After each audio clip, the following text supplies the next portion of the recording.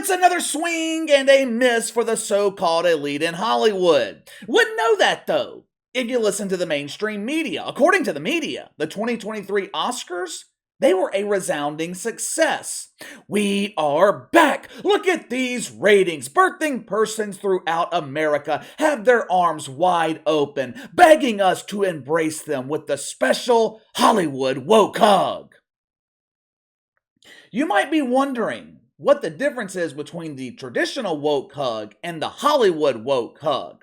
Out there in Hollywood, they prefer the method of triple finger insertion instead of the traditional dual finger. Before and after every Hollywood award show, which they seem to have these useless ceremonies about once a month now, but before and after, the mainstream media, they work tirelessly trying to change your perception of Hollywood and woke culture, trying to convince you that the myths are real. Mythical misogyny does exist. Trying to convince you that Jimmy the Kimmel is a real comedian. Trying to convince women that worshiping the woke oak tree is the best way to obtain a set of nuts. I hate using cliches, but this particular cliche is true. Perception is reality. Most normal people have a negative perception of Hollywood, and for good reason. For years now, Hollywood has been politicized. Movies, they are no longer produced for entertainment, they are produced to propagandize and brainwash. It seems like Disney's made it their mission to illustrate the gender selection process to young Timmy. God made a mistake with you, Timmy. Watch as cartoon Carl magically removes the Franken beans and transforms into beautiful Carla. It's really that simple, Timmy. You should try this at home. As Hollywood became more enlightened, as they became educated through the woke Bible and weekly services at Woke United Methodist, the gap began to widen between the Hollywood elites and normal people. As a result, normal people, they began tuning out in droves, and it was no different this year with the Oscars. But like I said, you wouldn't think that if you listen to the mainstream media. Headline at Variety: Oscars draw 18.7 million viewers, up 12% from last year. Headline at Deadline: Oscars viewership up 12% to 18.7 million viewers. Same thing in the Hollywood Reporter, along with a glowing review of one of the most boring award shows ever presented. The media is trying to brainwash us into thinking that Hollywood is back, but the majority of media outlets, they are conveniently leaving out the context. Before I show you what I'm talking about, let's take a break for a second and get to the sponsor of today's video, my friends at Patriots for Prosperity. We have been programmed to believe that throwing our money into a 401k is the best way to build wealth. All these so-called experts, they have convinced us that putting money in a qualified retirement plan is the best decision for us. It seems to me the banks are benefiting the most. They have your money locked away for decades, and if you ever want to access your money too soon, you get penalized. Luckily, there is a better option available. Have you guys ever wondered where the super wealthy keep their money? Guys like Walt Disney, J.C. Penney, even Donald Trump. They use what my friends at Patriots for Prosperity call the Liberty Asset. Been around for over 150 years, never failed to turn a profit. Instead of having the bank's best interest in mind, my friends over at Patriots for Prosperity have your best interest in mind. They will help you find the best place to store your wealth. And the best part is, you always have access to your money and it grows tax-free. I will be using the Liberty Asset and the infinite banking concept, and the gentleman over at Patriots for Prosperity will guide me along the way. I encourage you guys to do the same. Go to www.thelibertyasset.com/behindtheline or click the link in the description below to see if the Liberty Asset is right for you. Okay, ratings for the Oscars up 12%. That's great, right? Context is king. Ratings are up 12% over the near record lows from last year, which were up 38% from the record lows set in 2021. 18.7 million sounds like a good number, but it is absolutely god awful when you compare it to historical ratings. Check it out for yourself. From 2010 to 2020, the Oscars averaged 35 million viewers. Last 3 years, They are averaging just over 15 million. The 2023 Oscars, third least watched on record. Now, this is equivalent to the NBA, bragging about their ratings growth for the NBA Finals last year. Yes, ratings for the 2022 NBA Finals were up 20%. Yes, they represented a 3-year high. But when you look at the context, the 2022 NBA Finals, one of the least watched in league history. I don't consider growth from nothing to almost nothing to be an accomplishment. Now, I wish I could sit here and tell you that the 2023 Oscars was a dedication to wokeness, but it really wasn't. It seemed like Hollywood was on a mission to be as uncontroversial and as unentertaining as they could be. But the Oscars did show how out of touch Hollywood is with normal people. The first mistake they made was asking Jimmy Kimmel to host the show. What in the hell is going on with this obsession with Jimmy the Kimmel? When you're looking for a host for an award show, you want someone with natural charisma. You want someone who possesses the ability to be naturally funny. You want someone normal people can relate to. Jimmy Kimmel is none of those things. If you needed someone to host the Covey Award, someone to honor the legacy of the fake Dr. Fauci, Jimmy the Kimmel's your guy.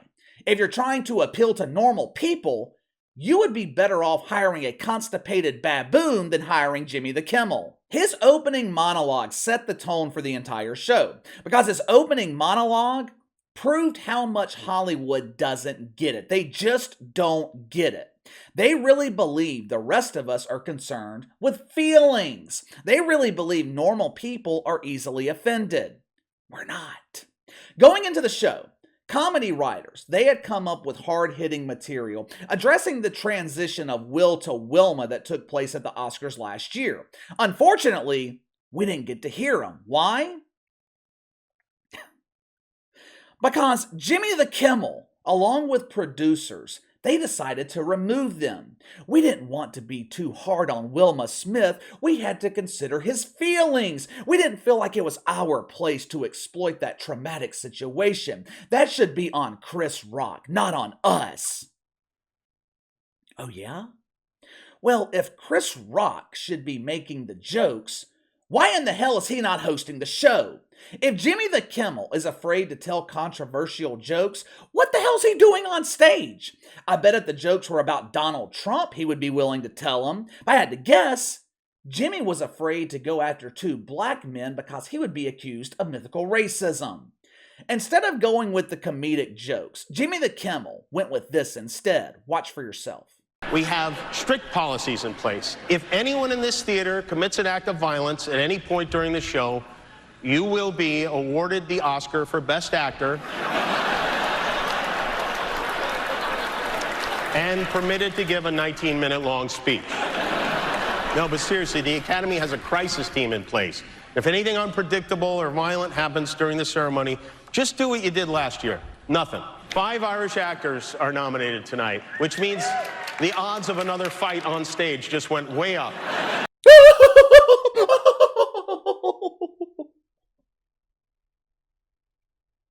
No wonder ratings for his show on ABC continue floating around in the pooper. This dude absolutely sucks. If Chris Rock wasn't available for comedic relief, they should have aired live footage from the WNBA dunk. At least airball dunks are reliable for a good laugh. The most controversial incident at the Oscars, it was the acceptance speech given by Michelle Yeoh. Now, I'm sure I am mispronouncing her name. I'm also sure I could give a fuck less. She was on stage to accept the award for the film Everything Everywhere All at Once. Casey, what is that? I've never heard of it. Yeah, me either. If you're like me, you haven't been to a movie theater in over a decade. I have no idea what movies Hollywood produces today. Now, this particular movie, it's about a Chinese-American immigrant family who runs a laundromat business. The family's being audited by the IRS. Now, I'm sure you can understand now why this film was honored at the Oscars. The movie included two of Hollywood's favorite ingredients for a long session of wanker spanking: a sympathetic Chinese family, evil white American government. For all I know, this could be a great movie. And I have nothing against Michelle Yeoh, but when this minor comment is the most entertaining moment coming out of your awards show, you have a serious problem. Michelle Yeoh took a moment during her speech to take a slice out of Don's lemons. Watch for yourself. And ladies, don't let anybody tell you you are ever past your prime. Never give up. Ooh, how controversial. She really took a big slice out of the lemon there. This was also so original. I mean, it's not like we have yet to see another woman take Don Lemon's comments about Nikki Haley completely out of context. There were a couple of things I thought were strange about the Oscars. The first was Brendan Fraser winning an award for The Whale. All of a sudden, the mainstream media is praising Brendan Fraser for his performance. The same media that was accusing him of fatism last summer. Casey, what is fatism? I don't know. I had to make it up. I didn't know how else to describe the criticism Brendan Fraser was receiving for portraying Lizzo. All that seems to be forgiven now, though. Brendan Fraser, no longer guilty of fatism, now he's a celebrated actor experiencing a resurgence of his career. Now, the second thing I thought was strange was Top Gun being completely shafted. Top Gun was nominated for 6 Oscars, only won 1 for Best Sound. If I had to guess, the only reason they won that award is because Hollywood is obsessed with Lady Gigi or whatever the hell her name is. Top Gun was passed over for the top award at the Oscars for that movie Michelle Yeoh starred in. Clearly, Hollywood does not care what America thinks. Top Gun was universally praised by normal people. Grossed over $1 billion at the box office. That movie with Michelle Yeoh, Everything, Everywhere, I Just Saw a Masturbating Bear, grossed over $100 million. Now you tell me, which movie had a bigger impact? The answer is obvious. If I had to guess, and this is pure speculation on my part, but if I had to guess, Hollywood was hesitant to award Top Gun because the movie was pro-America. The movie was the antithesis of everything else Hollywood represents.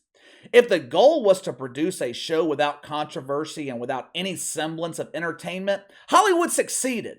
These award shows,